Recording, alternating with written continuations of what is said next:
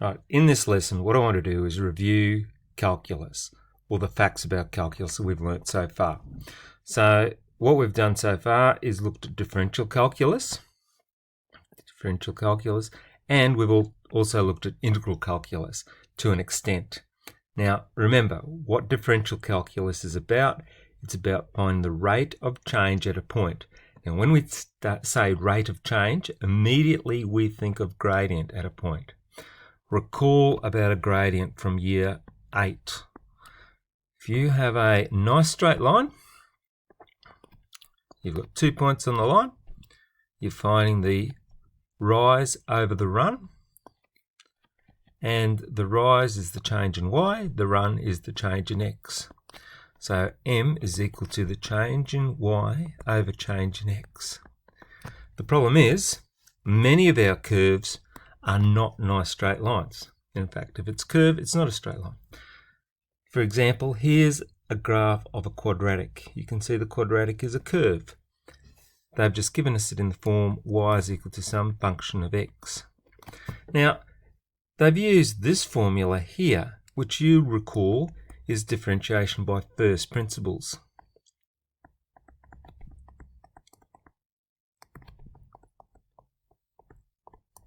Right, first principles, you'll love that. Now, what we do know, but, is that if we're finding the gradient at a point, so this point P here, what we want to do, we want the tangent at that point. Now, remember, to find that tangent, all we have to do is differentiate the curve. So we say y dashed is the derivative, and we find that by finding f dashed of x, the derivative of that function. Remember, the other way we could have written it was dy over dx, the derivative of y with respect to x, and that's equal to f dashed of x. Right, well, let's just recall the rules we've learnt so far. Here are some of the basic ones that you covered last year. I want you to push pause now, copy this table, and put the derivative beside each one of those functions. So just pause right now. Okay, hopefully you've had a go at these ones. Let's have a quick recall of what's going on. I'll just draw up my x and y axes. And if I draw the graph of y is equal to c, I'm drawing a constant. Remember, a constant, it's just going to be a straight line like that. It's got a gradient of 0, hasn't it? M is equal to 0. So we can say that y dashed is equal to 0. In the second one, it's a line with a gradient of m. So in that case, y dashed will be m. Yeah, but the gradient will be m in this case. Right. The third one, getting a little bit more complicated. Remember, we differentiate x to the power of n. That'll become nx to the power of n minus 1. Right? We subtract, write the index down the front, and we subtract 1 from the index. Right. The next here, it's a linear equation written to the power of n. So we've got, actually I've skipped one.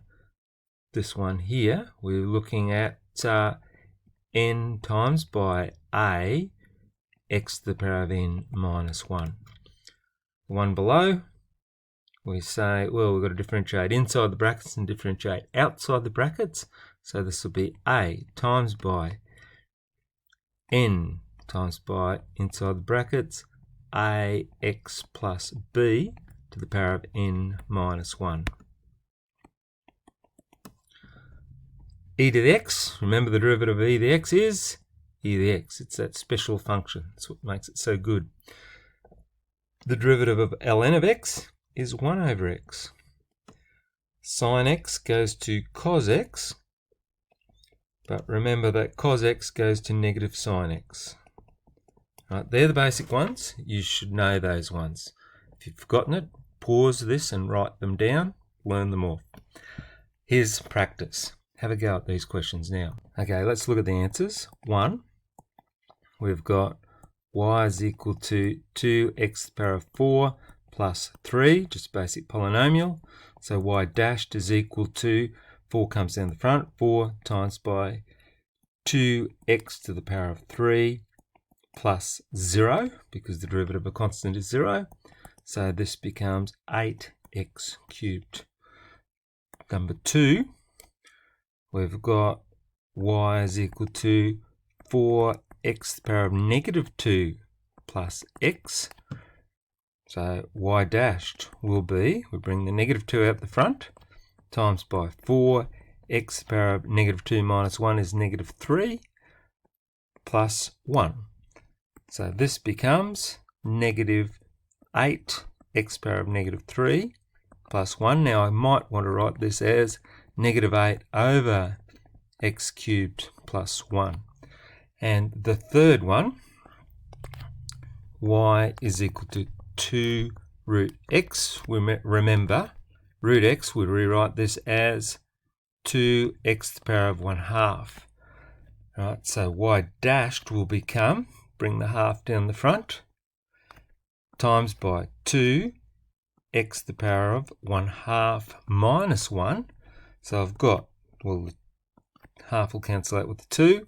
I've got x to the power of negative 1/2. Let's just rewrite this as 1 over square root of x. Now, in each of these, remember to make sure you write down y dashed when you're actually finding the derivative, or dy dx, because we've got to tell the reader what you've done.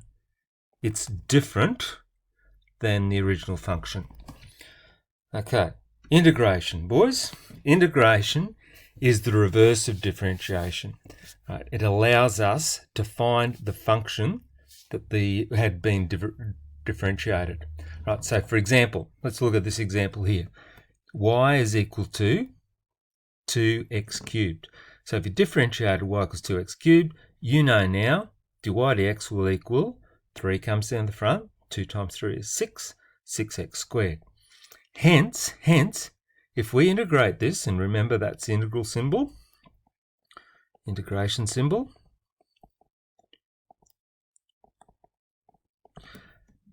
that becomes what we originally had, 2x cubed. But you remember the problem with that was that if I had a differentiated 2x cubed plus 1, all right, that also becomes 6x squared, right? If so, the answer could have also been 2x cubed plus 1. Or if I had a differentiated 2x cubed plus 2, then the derivative is 6x squared. So the answer could also be 2x cubed plus 2. But if I had a differentiated 2x cubed plus 3, the derivative is also 6x squared. So the answer could be 2x cubed plus 3. So to take this into account, what we do every time we differentiate, if we're integrating 6x squared with respect to x, well, we know this will become, we add 1 to the index, x to the power of 3, and divide by the new index, 3. We add c to take into account that it could be a constant there, because if you differentiate a constant, it goes to 0. So this is 2x cubed plus c. Okay, so here's the general rules. The general rules are, if we've got the integral of ax to the power of n, we add 1 to the index and divide by the new index and add c. All right. The only thing is n cannot equal negative 1, and we'll cover that again later.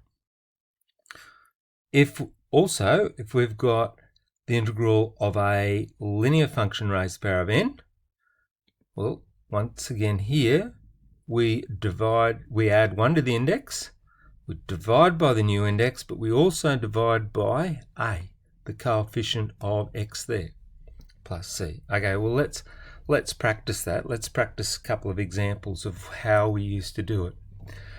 So, remember, this first one here, we've got the integral of x to the power of 5. Right, so what we do, we say, well, this is x, add 1 to the index, it becomes 6, divide by the new index, which is 6, and add c. That's easy enough, isn't it? 2's a little bit different. Might make a little bit more space when I try 2. I might try adding a little bit more space. Now, with 2, what I want to do here, I'm going to rewrite this as the integral of 2x to the power of 1/2 dx. And once again, remember, same deal. 2x to the power of 1/2, add 1 to the index, divide by the new index, and add c. So that new index became to the power of 2x to the power of 3 on 2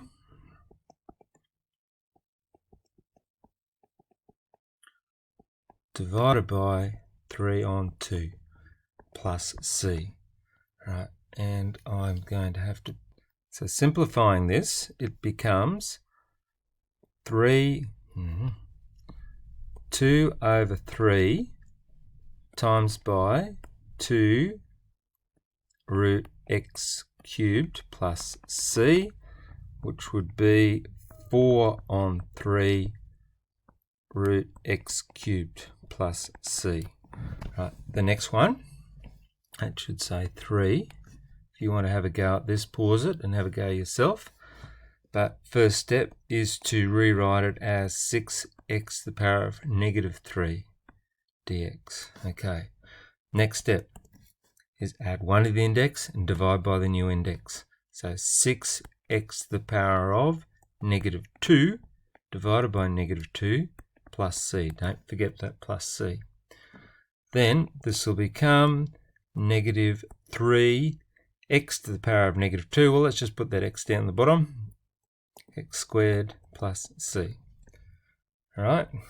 Next one, question, this should say 4. Let me try and add a bit of space again, so we've got a bit more there. And once again, you can pause this if you want to have a go at this yourself. So this will become, remember, this is that second rule there. We add 1 to the index. We write down the whole expression, x plus 8. Add 1 to the index, so that's power of 3, divided by the new index, times by the coefficient of x, and in this case, coefficient of x is 1, plus c. So if I rewrite this, this can be written as 1/3 outside of x plus 8 to the power of 3, plus c. And finally, this one, number 5, I'll once again add space, and you can pause and try it yourself. I'll add space. Try and add space again. Okay. So here, what we've got, once again, I want to rewrite this as the integral of 2x plus 3 raised to the power of -1/2. That's not very neat. Let's just try and make that -1/2 a little bit neater. Dx. Now, remember, add 1 to the index, divide by the new index. So that'll be 2x plus 3 raised to the power of 1/2 divided by 1/2 multiplied by the coefficient of x, multiplied by 2 plus c. So this will become, the half will cancel out the 2 there. This will become the square root of 2x plus 3 plus c. Okay, now boys, I've attached a worksheet, so give that worksheet a go, and I've also attached the answer sheet. So give that a go. That'll be good revision for you before we start the first lesson. Right, thanks boys, looking forward to seeing you.